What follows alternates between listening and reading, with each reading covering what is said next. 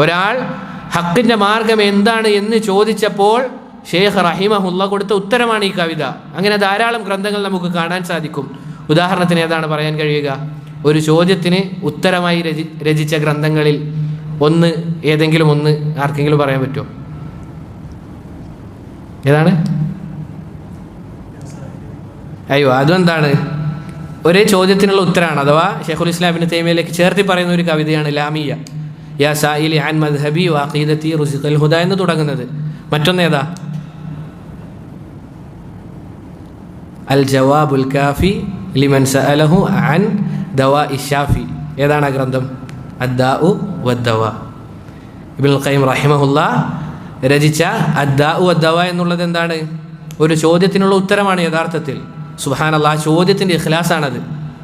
ആ ചോദിക്കപ്പെട്ട ആളുടെ ഇഖ്ലാസാണ് ഇന്നും ആ ഗ്രന്ഥങ്ങൾ പല പള്ളികളിലും അത് പഠിപ്പിക്കപ്പെടുന്നുണ്ട്. അതെന്തുകൊണ്ടാണ്? ചോദ്യകർത്താവിൻ്റെ ഇഖ്ലാസും അതുപോലെ തന്നെ ഷെയ്ഖ് റഹിമഹുല്ലാ അദ്ദേഹത്തിൻ്റെ ഇഖ്ലാസാണ്. എന്തായിരുന്നു ചോദ്യം? സാന്ദർഭികമായി പറയാം. എന്തായിരുന്നു ചോദ്യം? ഒരാൾ വന്നുകൊണ്ട് ഇബ്നുൽ ഖയ്യിം റഹിമഹുല്ലയോട് പറയുകയാണ്, ഞാൻ ഒരു തിന്മയിൽ അകപ്പെട്ടിട്ടുണ്ട്.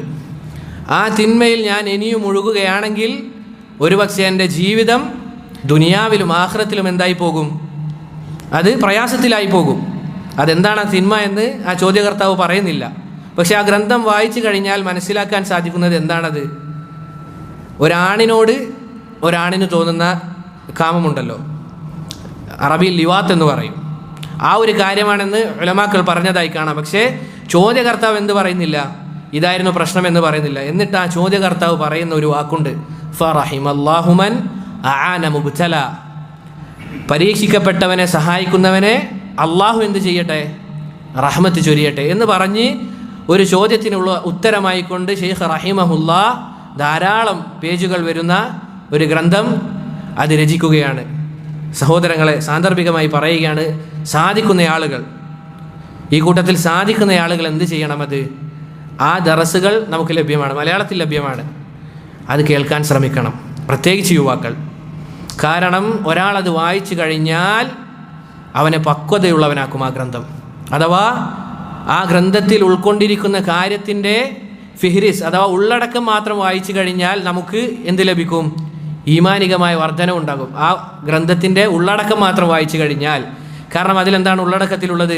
തിന്മ ഒരാളുടെ മുഖത്തെ കറുപ്പിച്ച് കളയും, ഒരു ഹെഡിങ് ആണത്. രണ്ടാമത്തേത് തിന്മ ആളുകൾക്കിടയിൽ നിന്ദ്യത ഉണ്ടാക്കും, തിന്മ മറ്റുള്ള ആളുകൾക്കിടയിൽ നമ്മളെ മോശക്കാരനായി മാറ്റും എന്ന് പറഞ്ഞ് ഇത് ഹെഡിങ് മാത്രമാണ്. അത് വായിച്ചാൽ തന്നെ നമുക്ക് എന്തുണ്ടാകും? ഈമാനികമായി വർധന ഉണ്ടാകും, തിന്മകളിൽ നിന്ന് വിട്ടു നിൽക്കാൻ സാധിക്കും. ഇനി ഹെഡിങ്ങിൻ്റെ താഴത്തുള്ളതോ ഖുർആനും ഹദീസും ആസാറുകളും.